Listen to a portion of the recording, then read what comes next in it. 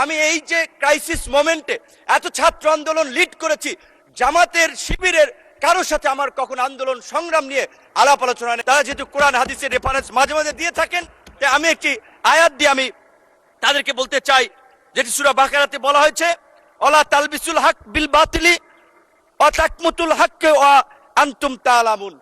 মাননীয় স্পিকার, আপনি জানেন আজকের সংসদ নেতা বিএনপির চেয়ারম্যান জনাব তারেক রহমানকে 111-এর বিরাজনীতিকরণ প্রক্রিয়ার অংশ হিসেবে দেশ তাকে বাধ্য করেছিল, কিন্তু সুদূর প্রবাসে নির্বাসিত থেকেও তিনি দেশের সাথে, দেশের নেতা কর্মীদের সাথেই শুধু ছিলেন না, অপরাপর রাজনৈতিক দলের সাথেও সম্পৃক্ত ছিলেন। যেই কারণেই 2022 সালের 30শে ডিসেম্বর আনুষ্ঠানিকভাবে 31টি দলকে নিয়ে সরকার ও শাসন ব্যবস্থা পরিবর্তনের এক দফার যুগপৎ আন্দোলন সূচনা করেছিলেন।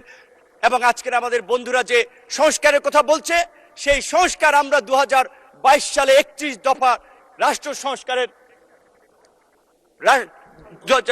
রাষ্ট্র সংস্কারের সেই রূপরেখা দিয়েই আমরা আন্দোলন করেছিলাম। এমনকি এই 24-এর গণ অভ্যুত্থানের পূর্বেও আমাদের আজকের অনেক সংসদ সদস্য এবং সেই সময়ের আন্দোলনের বন্ধুরা আমাকে দায়িত্ব দিয়েছিলেন, বলেছিলেন আপনি কনফার্ম করেন এই আন্দোলনে বিএনপি আমাদের সাথে আছে, সাপোর্ট করবে, তবেই আমরা এক দফাতে আমরা যেতে পারি। তারই ধারাবাহিকতায় আমি যেদিন গ্রেপ্তার হই 19শে জুলাই দিবাগত রাত 20 তারিখে পড়ে গেছে, সেদিন আজকের আমার ডান পাশে বসা মাননীয় তথ্যমন্ত্রী জহিরুদ্দিন স্বপন তার মোবাইল ফোনে আমির খসরু মাহমুদ চৌধুরী, বিএনপির প্রেস উইং এর কর্মকর্তা সাইরুল কবিরের মাধ্যমে বিএনপির মহাসচিব, আজকের এলজিআরডি মন্ত্রী, তাদের সাথে কথা বলি। হেফাজতের নেতা থেকে শুরু করে অন্যান্য রাজনৈতিক দলের নেতৃবৃন্দের সাথে যোগাযোগ করেছিলাম।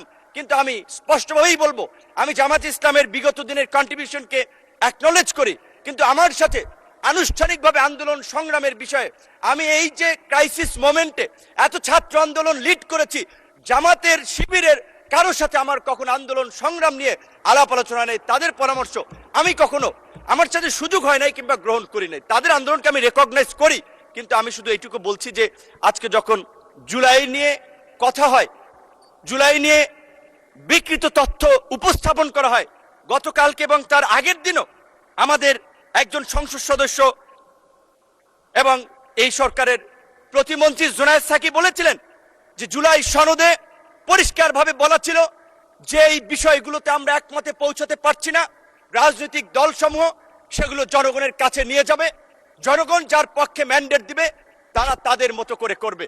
তো আজকে জুলাই সনদ যে ইস্যুতে বিএনপির দ্বিমত ছিল, নোট অফ ডিসেন্ট ছিল, সেটা বিএনপি বাস্তবায়ন করবে, এটাই স্বাভাবিক। কিন্তু এটাকে মিথ্যা, সত্যের সাথে মিথ্যাকে জড়িয়ে আমি মনে করি এই অপপ্রচার অন্তত আমাদের বিরোধী দলের বন্ধুদের করা উচিত নয়।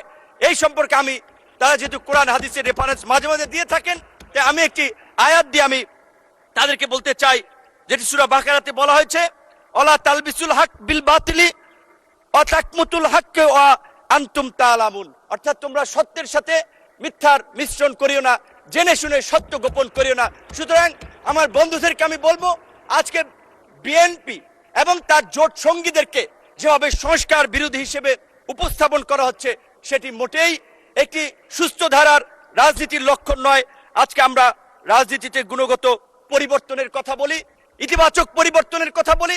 বাংলাদেশের সাবেক রাষ্ট্রপতি, সাবেক প্রধানমন্ত্রীর ছেলে, এই বাংলাদেশের জনগণের নেতা তারেক রহমানের লাইফস্টাইল, জীবনাচরণ, তার যে দেশ নিয়ে মিশন ভীষণ, আমরা তার মন্ত্রিসভায় কাজ করে আমরা দেখতে পাচ্ছি। তাই আমি আমার বিরোধী দলের বন্ধুদেরকে বলবো, আপনারা তর্কের খাতিরে তর্ক, বিরোধিতার খাতিরে বিরোধিতা না করে আল্লাহর রাস্তে এই 5 বছর এই সরকারকে গঠনমূলক সমালোচনা এবং ইতিবাচক পরামর্শের মাধ্যমে সহযোগিতা করুন। ইনশাআল্লাহ আমরা তারেক